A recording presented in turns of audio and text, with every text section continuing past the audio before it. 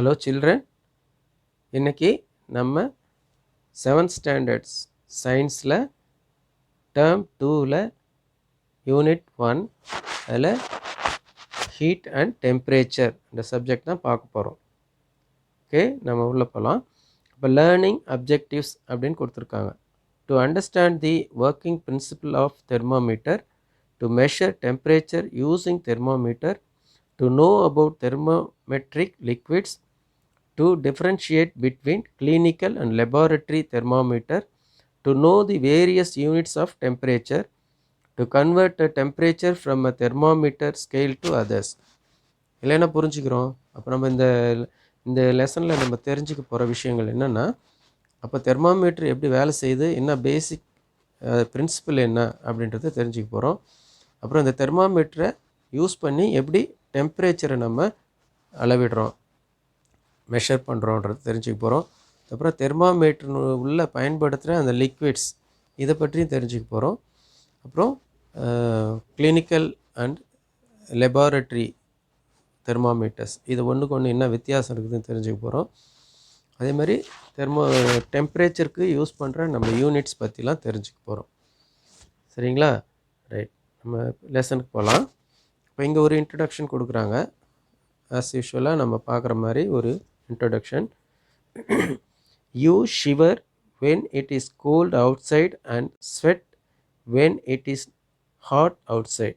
But how can you measure those weather temperatures? Temperature is involved in many aspects of our daily lives, including our own bodies and health, the weather, and how hot the stove must be in order to cook food. இங்கே பார்க்குறோம், ஒரு படத்தை பார்க்குறோம் இல்லைங்களா? அதில் ஒரு 2 பையன்க நிற்கிற மாதிரி, ஒருத்தன் வந்து குளிரில் நடுங்கிறான், இன்னொருத்தன் வந்து விசிறி வச்சு விசிறிக்கிறான். இதில் என்ன புரிஞ்சிடும்? குளிரில் இருக்கிறவனுக்கு வெப்பத்தினுடைய அளவு குறைவாக இருக்குது. இது பண்ண ஒருத்தன் வந்து இந்த விசிறியால் விசிறிக்கும் போது அவனுக்கு ஸ்வெட் ஆகுது, அதாவது வேர்க்குது. அப்போ இதில் என்ன புரிஞ்சுக்கிறோம்? வெளிப்புறம் வந்து வெளியில் வந்து குளிர்ச்சியாக இருக்கும்போது நம்ம உடம்பு குளிரால் நடுங்குது. அதே மாதிரி வெளியில் வெப்பமாக இருந்துச்சுன்னா நம்ம வேர்க்குது.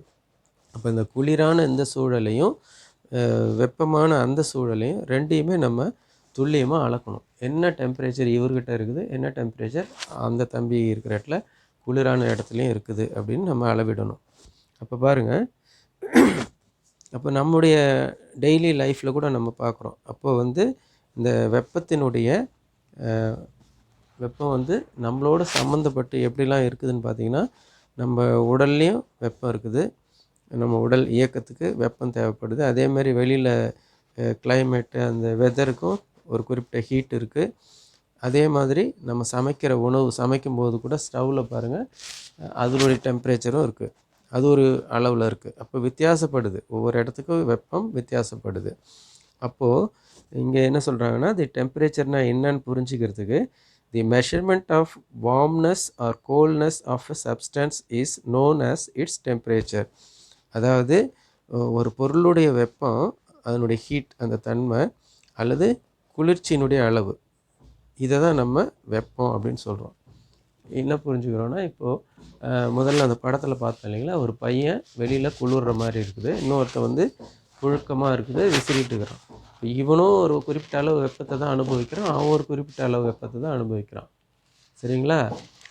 அப்போ இவன் குளிராக இருக்கிற இடத்துல ஒரு வெப்பத்தின் அளவு என்ன, அதிகமாக சூடாக ஃபீல் பண்ணி ஸ்வெட் ஆகுது, அவனுடைய அந்த வெப்பத்தினுடைய அளவு என்ன, இது ரெண்டையுமே நம்ம மெஷர் பண்ணோம்னா அதுதான் temperature. It is a measure of the average kinetic energy of the particles in an object. Temperature is related to how fast the atoms within a substance are moving. இங்கே ஒரு அழகாக ஒரு எக்ஸாம்பிள் கொடுக்குறாங்க, எப்படி நம்ம இதை புரிஞ்சுக்கிறதுன்ட்டு. அப்போ ஒரு பொருளில், ஒரு கனப்பொருள், ஒரு சாலிடான ஒரு பொருள்னு வச்சிங்களேன், இப்போ அதுக்குள்ளார பல துகள்கள் ஒன்று சேர்ந்து தான் இந்த ஒரு பொருளாக உருவாகுது. உதாரணமாக ஒரு இரும்பு குண்டு எடுத்துக்கிட்டிங்கன்னா, அதில் வந்து பார்த்திங்கன்னா நிறைய பார்ட்டிக்கிள் இருக்குது, அதெல்லாம் சேர்ந்து நெருக்கமாக இருக்கிறதுனால தான் அது ஒரு முழு பொருளாக தெரியுது. இப்போ என்ன ஆகுதுன்னா, அதை ஹீட் பண்ணும்போது உள்ளே இருக்கிற ஒவ்வொரு பார்ட்டிக்கிளும், அதாவது நுணுக்கமான அந்த ஒவ்வொரு துகள்களும் மூவ் ஆகுது. அப்படி மூவ் ஆகும்போது அதனால தான் அது ஒரு எனர்ஜியை உண்டு பண்ணிக்குது, கைனெட்டிக் எனர்ஜி. அந்த எனர்ஜினால் இந்த ஆப்ஜெக்ட் எல்லாம் உள்ளே இருக்கிற துகள்கள்லாம் நகருது. அதுதான் இங்கே சொல்கிறாங்க. அப்போ 2 படத்தில் பாருங்கள். முதல் படத்தில், அதாவது லெஃப்டில் இருக்கிற படத்தில் இருக்கிற அந்த பார்ட்டிகிள்ஸ்லாம் ஸ்லோவாக மூவ் ஆகுது. ரைட் சைடில் இருக்கிற பார்ட்டிக்கிள் இருக்கிற படங்கள்லாம் வேகமாக மூவ் ஆகுது. ஸோ அப்போது இதுக்கு கொடுக்குற வெப்பத்தை விட அதுக்கு அதிகமாக இருக்கிறதுனால தான் இந்த ரைட் சைடில் இருக்கிற பார்ட்டிக்கிள் வேகமாக நகருது. அதனால தான் அந்த பால் மாதிரி இருக்குது பாருங்கள், அது கொஞ்சம் நீளமாக போட்டிருக்குறாங்க. இப்போ ட்ராவல் வேகமாக இருக்குது, மூமெண்ட் வேகமாக இருக்குது. அப்போ எது வேகமாக இருக்குதோ அதில் வெப்பம் அதிகமாக செலுத்தப்படுது. இது வெப்பம் குறைவாக இருக்கிறதுனால ஸ்லோவாக மூவ் ஆகுது. இதை தான் நம்ம அங்கே தெரிஞ்சுக்கிறோம். அப்புறம் இந்த டெம்பரேச்சரை என்ன பண்ணணும்னா, இப்போ அளக்கிறதுக்கு நமக்கு ஒரு அலகு வேணும், அதாவது ஒரு யூனிட் வேணும் இல்லைங்களா? அது எந்த யூனிட்டை நம்ம பயன்படுத்துறது? அப்போது அதை தான் இங்கே சொல்கிறாங்க. There are 3 units which are used to measure the temperature: degree Celsius, Fahrenheit and Kelvin. இந்த 3 அலகை பயன்படுத்துகிறாங்க, 3 யூனிட்ஸ் பயன்படுத்துகிறாங்க. அதாவது இந்த வெப்பத்தை அளக்கிறதுக்கு 3 வகையான யூனிட் நம்ம பார்த்தோம். ஒன்று செல்சியஸ், இன்னொன்று ஃபாரன்ஹீட், இன்னொன்று கெல்வின். இப்போ இந்த செல்சியஸ் என்ன சொல்கிறாங்கன்னா, Celsius is written as degree C and read as degree C. For example, 20 degree centigrade, it is read as 20 degree Celsius. Celsius is called as centigrade as well. அப்போது Celsius எப்படி குறிக்கிறாங்கன்னா, ஒரு degree போட்டு C போடுறோம். அப்போது ஒரு உதாரணமாக 20 degree சென்டிகிரேட்னு வச்சுங்களேன், 20 போட்டு டிகிரி சி போடுறோம். இதை 20 டிகிரி சென்டிகிரேட் அல்லது 20 டிகிரி செல்சியஸ் அப்படின்னு நம்ம வாசிக்கிறோம். அடுத்தது Fahrenheit. Fahrenheit is written as degree F. For example 25 degree Fahrenheit, it is read as 25 degree Fahrenheit. அதே மாதிரி தான். அப்போ ஃபாரன்ஹீட்டை எப்படி குறிக்கிறாங்கன்னா, ஒரு டிகிரி போட்டு எஃப் போடுறோம். அதாவது ஒரு 25 டிகிரி அப்படின்னா 25 டிகிரி எஃப். அதாவது அது எப்படி வாசிக்கிறோம் அப்படின்னா 25 டிகிரி ஃபாரன்ஹீட் அப்படின்னு வாசிக்கிறோம். அதேமாதிரி மூணாவது ஒரு அளவு கொடுக்குறாங்க, கெல்வின். இந்த Kelvin is written as K. For example 100 Kelvin வச்சிங்களேன், 100 K, it is read as 100 Kelvin. அதுக்கு பக்கத்தில் டிகிரிலாம் கிடையாது. இது எஸ்ஐ யூனிட்டில் இந்த டெம்பரேச்சர் கெல்வினை குறிப்பிடுறாங்க. அடுத்தது measuring temperature.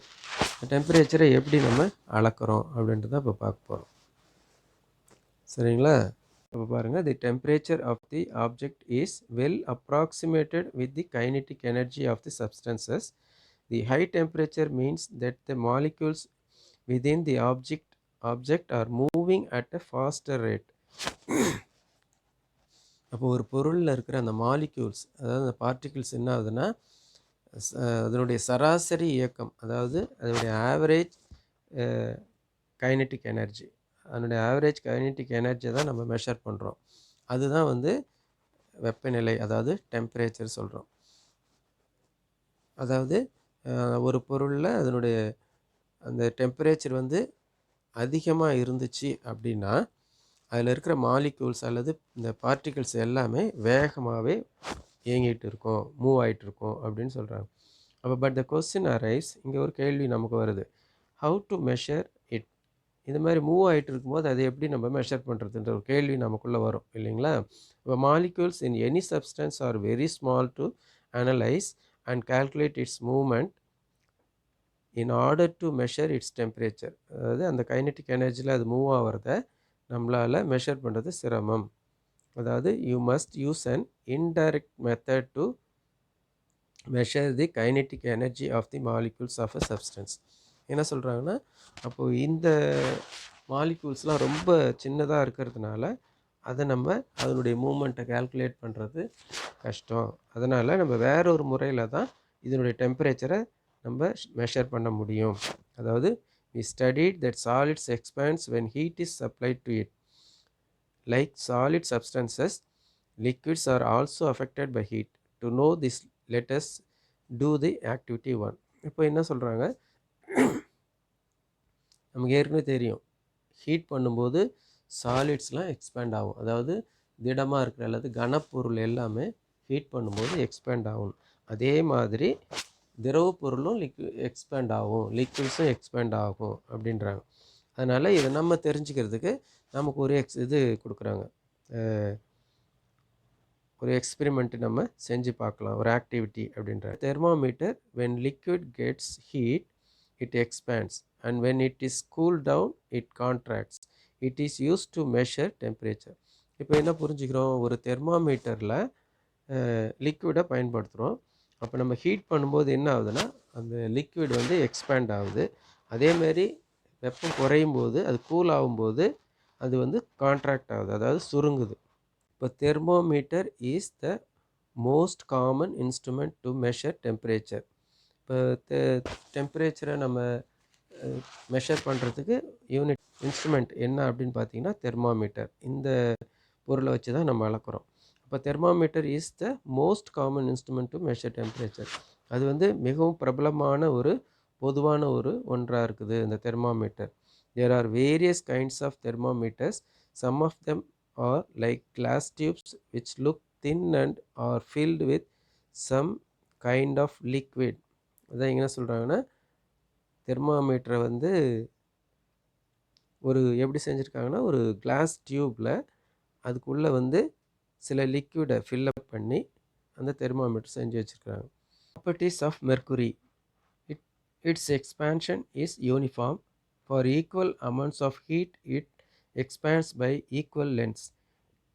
It is opaque and shining. It does not stick to the sides of the glass tube. It is a good conductor of heat.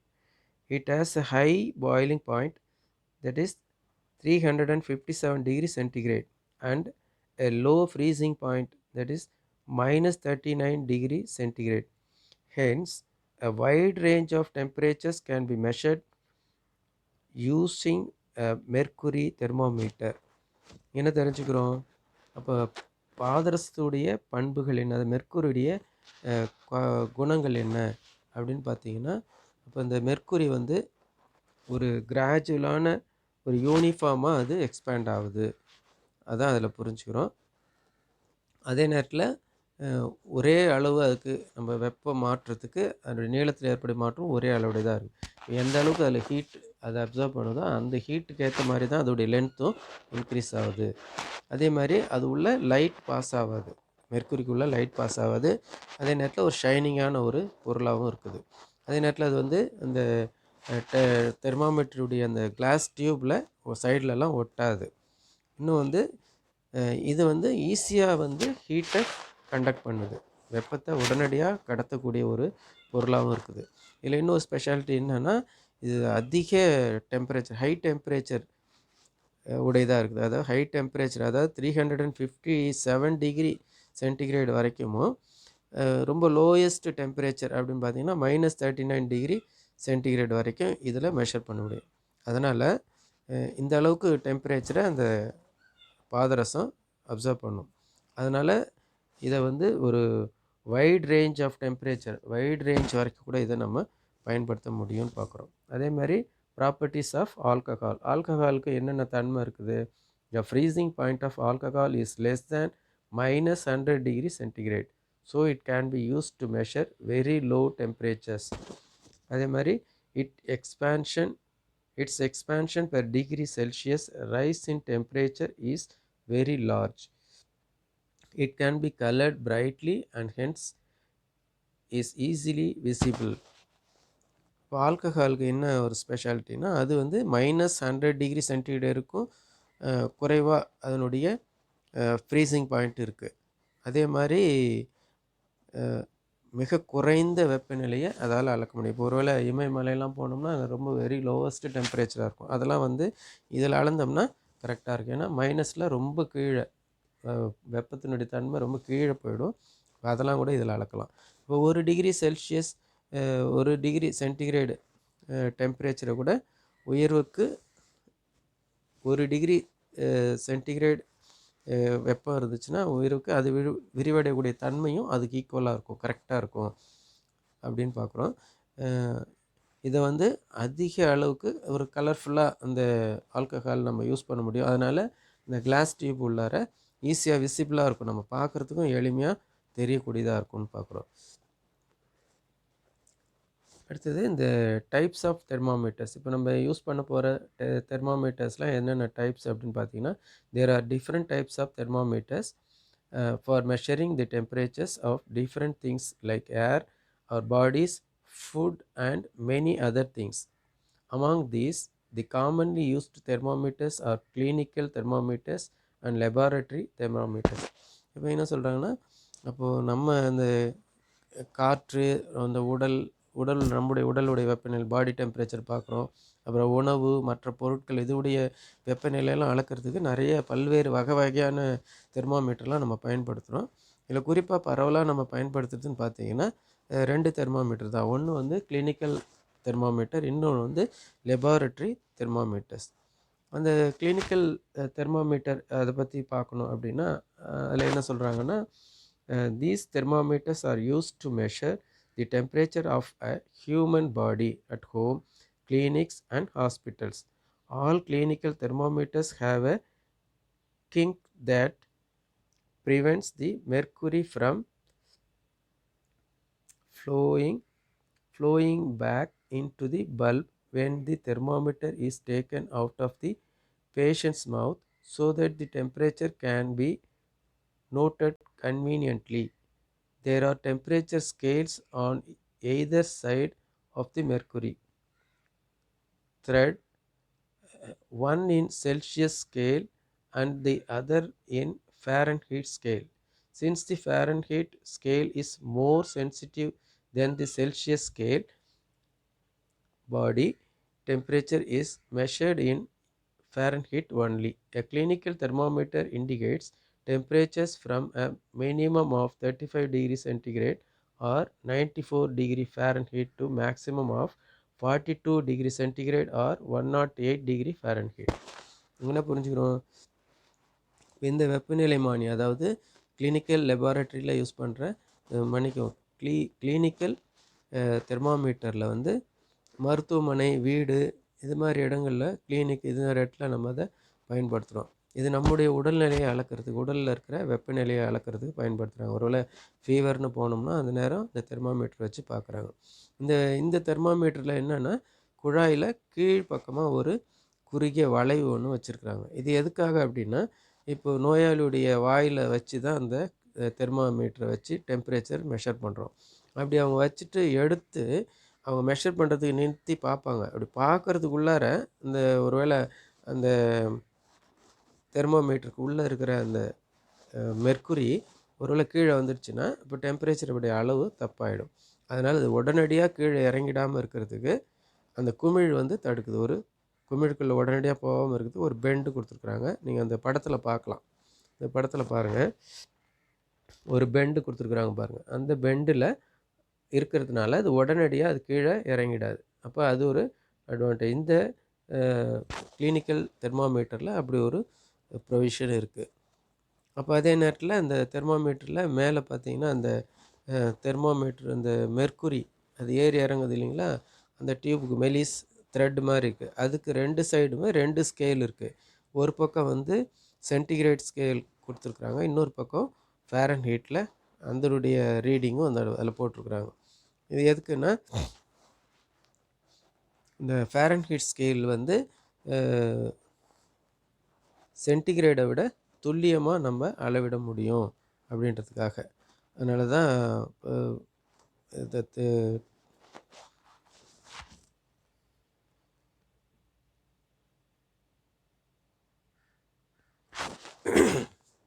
அப்படின்னா இந்த ஃபேரன்ஹீட் ஸ்கேலில் தான் நம்ம இந்த தெர்மாமீட்டரை யூஸ் பண்ணுறோம் ஹாஸ்பிட்டலில்.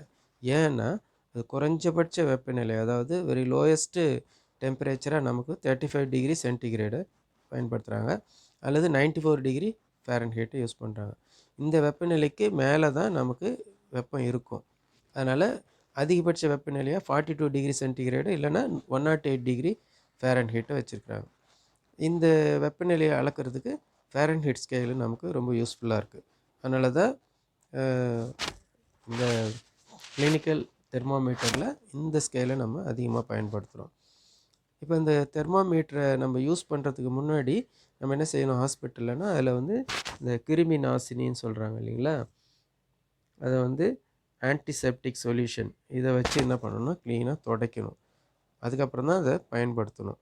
அதே மாதிரி ரெண்டாவது வந்து jerk the thermometer a few times to bring the travel of the mercury down. Bring the level of the mercury down. அப்போ இந்த தெர்மாமீட்டரை நம்ம யூஸ் பண்ணுறதுக்கு முன்னாடி ஒரு 3 முறை 2 முறை நல்லா உதறிட்டு அதன் பிறகு தான் அந்த இது வந்து கீழே வரணும். மெர்க்குரியால் ஒருவேளை ரேஸ் ஆகி பாதியில் கூட நிற்கலாம். அது வந்து பழையபடி அந்த குமிழுக்குள்ளார வர்றதுக்கு 2 உதறிட்டோம்னா அது கீழே வந்துடும். அதன் பிறகு அதை நம்ம யூஸ் பண்ணணும் அப்படின்னு பார்க்குறோம்.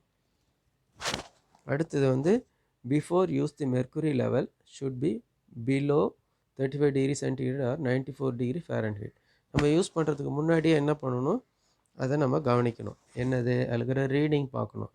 அப்போ வந்து யூஸ் பண்ணுறதுக்கு ஒரு நபருக்கு போய் டெம்பரேச்சர் பார்க்குறதுக்கு முன்னாடி அதை நம்ம ரீடிங் பார்க்கணும். அப்போ வந்து 35 டிகிரி சென்டிகிரேடுக்கு கீழே இருக்கணும். அல்லது இந்த ஸ்கேலில் பார்த்திங்கன்னா ஃபாரன்ஹீட் ஸ்கேலில் 94 டிகிரி ஃபாரன்ஹீட்டுக்கு குறைவாக இருக்கணும். இதன் பிறகு தான் நம்ம அதை பயன்படுத்தவே செய்யணும். அதில் கவனமாக இருக்கணும் அப்படின்னு பார்க்குறோம். அடுத்தது do not hold the thermometer by its bulb. இப்போ இந்த தெர்மோமீட்டர் குமிழ் பகுதியை வந்து கையால் பிடிக்கக்கூடாது. அது ரொம்ப முக்கியமாக கடைபிடிக்கணும். அடுத்தது வந்து keep the mercury level along your line of the sight and then take the reading. அப்போ நம்ம அந்த ரீடிங் பார்க்கும்போது நம்ம கண்ணுக்கு நேராக அந்த மெர்க்குரியினுடைய மட்டம், அதாவது பாதரசனுடைய மட்டத்தை வச்சு பார்த்து பிறகு அளவு எடுக்கணும் அப்படின்னு சொல்கிறாங்க. அடுத்து handle the thermometer with care. If it is hits against some hard object it may break. அப்போது இந்த தெர்மாமீட்டர் வந்து ரொம்ப கவனமாக கையாளணும். ஏன்னா அது ஒரு கண்ணாடியால் ஆனது. அப்போது கடினமான ஒரு பரப்பில் எங்கன்னா இடிச்சிட்டாலோ அல்லது மோதிட்டோம்னா அது உடனடியாக உடஞ்சிரும் அப்படின்னு பார்க்குறோம். இப்போ do not place the thermometer in a hot flame or in the hot sun. அப்போ இந்த தெர்மாமீட்டரை நம்ம ஒரு நெருப்புக்கு பக்கத்துலேயோ அல்லது ரொம்ப சூடான பகுதியில் அது இருக்கக்கூடாது. சூரிய ஒளியில் கூட அதை வைக்கக்கூடாது அப்படின்றதுல நம்ம கவனமாக இருக்கணும்னு பார்க்குறோம். அடுத்தது லெபார்டரி தெர்மாமீட்டர்ஸ். இந்த லெபார்டரி தெர்மாமீட்டர்ஸ் பற்றி நம்ம என்ன தெரிஞ்சுக்கிட்டோம். Laboratory thermometers are used to measure the temperature in school and other laboratories for scientific research. They are also used in the industry as they can measure temperature higher than what clinical thermometers can record. The stem and the bulb of the lab thermometer are longer when compared to that of clinical thermometer, and there is no kink in the lab thermometer. A laboratory thermometer has only one Celsius scale ranging from -10 degrees centigrade to 110 degrees centigrade. இப்போ இந்த laboratory thermometer பற்றி என்ன தெரிஞ்சுக்கிறோம். இப்போ அந்த thermometer பார்த்திங்கன்னா மற்ற ஸ்கூலில் மற்ற லெபார்டரியிலலாம் இதை நம்ம பயன்படுத்துகிறோம். ஃபேக்ட்ரிஸில் கூட பயன்படுத்துகிறோம். ஃபேக்ட்ரியில் இதை பயன்படுத்துகிறாங்க. அதே நேரத்தில் இந்த மருத்துவ ரீதியாக அதாவது கிளினிக்கல் அந்த தெர்மாமீட்டரை விட அதிக மதிப்பு கொண்ட வெப்பநிலை, அதாவது அளவுக்கு அதிகமான ஹையர் டெம்பரேச்சரெல்லாம் இதனால் நம்ம அளக்க முடியும். இந்த தெர்மாமீட்டர், அதாவது லெபார்டரி தெர்மாமீட்டரினுடைய அந்த வால் இருக்குது இல்லைங்களா, டியூபுடைய வால், இந்த கிளாஸ் டியூபுடைய வாலும் கீழே இருக்கிற அந்த குமிழ், இது ரெண்டுமே வந்து அந்த கிளினிக்கல் தெர்மாமீட்டரை விட இன்னும் திக்காக இருக்கும் அப்படின்னு பார்க்குறோம். திக்காக இருக்கும், பெரிதாகவும் இருக்கும். அதேமாதிரி அதில் வந்து ஒரு பெண்டு கொடுத்துருந்தாங்க. எது கிளினிக்கல் தெர்மாமீட்டரில் ஒரு கீழே ஒரு பெண்டு, ஒரு யூ ஷேப்பில் ஒரு பெண்டு ஒன்று வரும். அதாவது டெம்பரேச்சர் பார்த்துட்டு நம்ம எடுத்து ரீட் பண்ணுறதுக்குள்ளே அந்த மெர்க்குரி வந்து கீழே இறங்கிடாமல் இருக்கிறதுக்காக ஒரு பெண்டு கொடுத்துருந்தாங்க. அது வந்து இதில் இருக்காது, லெபார்டரி தெர்மாமீட்டரில் அது இருக்காது அப்படின்னு பார்க்குறோம். அப்போது லெபார்டரி தெர்மாமீட்டரில் வந்து ரீடிங் எப்படி இருக்குன்னா -10 degree centigrade to 110 degree centigrade வரைக்கும் இந்த செல்சியஸ் ரேஞ்ச் இதை பார்க்கலாம், ரீடிங் நம்ம பார்க்க முடியும்.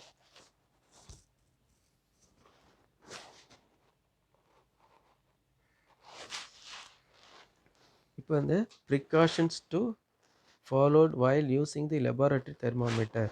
இந்த லெபார்ட்டரி தெர்மாமீட்டர் நம்ம யூஸ் பண்ணும்போது என்னென்னலாம் கவனத்தில் கொள்ளணும் அப்படின்னு பார்த்தீங்கன்னா, do not tilt the thermometer while measuring the temperature. Place it upright. Note the reading only when the bulb has been surrounded by the substance from all sides. என்ன புரிஞ்சுக்கிறோம்? அப்போ இந்த லெபார்ட்டரி தெர்மாமீட்டரை பயன்படுத்துறது எப்படின்னா, அப்போ அதை அளக்கும் பொழுது அதை சாய்க்காமல் நேராக வைக்கணும் அப்படின்ற முக்கியமான ஒரு விஷயத்தை நம்ம தெரிஞ்சுக்கிறோம். அதே மாதிரி எந்த பொருளினுடைய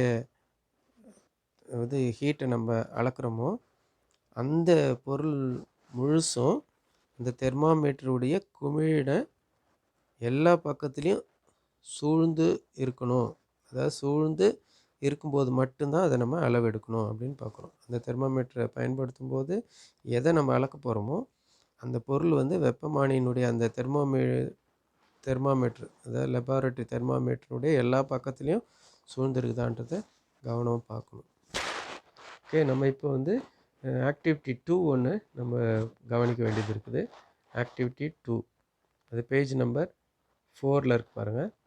இங்கே ஒரு ஆக்டிவிட்டி கொடுத்துருக்குறாங்க. அதோ இதை நம்ம எப்படின்னு பார்க்கலாம்.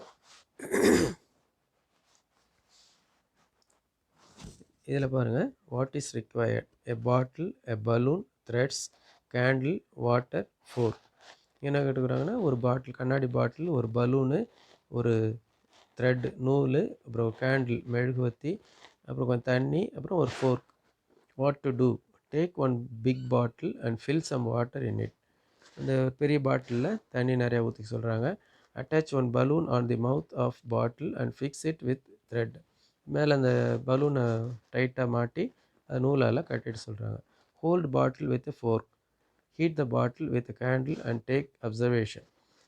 இதை பாட்டிலை நான் ஒரு கிளாம்பால் பிடிச்சிக்கிட்டு இப்போ கீழே கேண்டிலால் ஹீட் பண்ணுறோம். ஹீட் பண்ணும்போது என்ன நடக்குதுன்னு அதை அப்சர்வ் பண்ண சொல்கிறாங்க. What change occurs in the state of balloon after heating the bottle. இப்போ இது பிறகு என்ன நடக்குது ஹீட் பண்ணும்போது அந்த பலூன்கிட்ட என்ன நடக்குதுன்னு பாருங்கள். What change occurs in the state of balloon after heating the bottle. அப்புறம் ஹீட் பண்ணும்போது பலூனில் என்ன நடக்குதுன்னு பார்க்குறோம். அது ஏன் அப்படின்றது தான். Now let the bottle get cool down. இப்போ என்ன பண்ணுறோம்?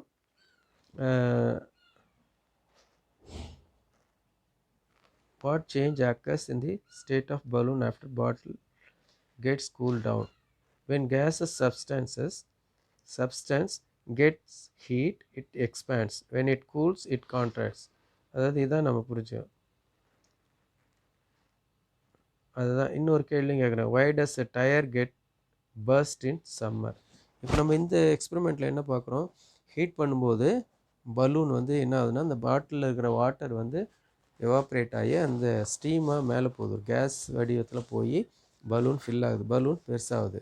அப்புறம் நீங்கள் ஹீட்டு பண்ணுறதை குறைச்சிட்டிங்க அப்படின்னா கூல் டவுன் ஆன உடனே அந்த லிக்விட் போன கேஸ் கான்ட்ராக்ட் ஆகி சுருங்கி திரும்பவும் பாட்டில் உள்ளே வந்ததுனால பலூன் சுருங்கி போகுது. இதுதான் நம்ம புரிஞ்சுக்கிறோம்.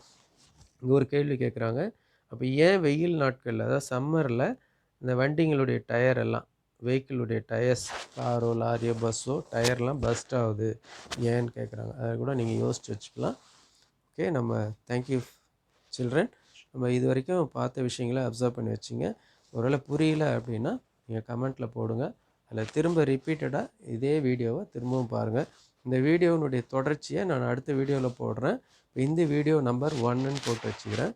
நீங்கள் அதை ஃபாலோ பண்ணிங்க. இதனுடைய தொடர்ச்சியை வீடியோ நம்பர் 2ன்னு போட்டு இதே சப்ஜெக்டை நம்ம ஃபாலோ பண்ணலாம். Okay, thank you very much. நீங்கள் இந்த வீடியோ பிடிச்சிருந்துச்சின்னா லைக் பண்ணுங்கள், ஷேர் பண்ணுங்கள், மறக்காமல் சப்ஸ்கிரைப் பண்ணுங்கள். தேங்க்யூ.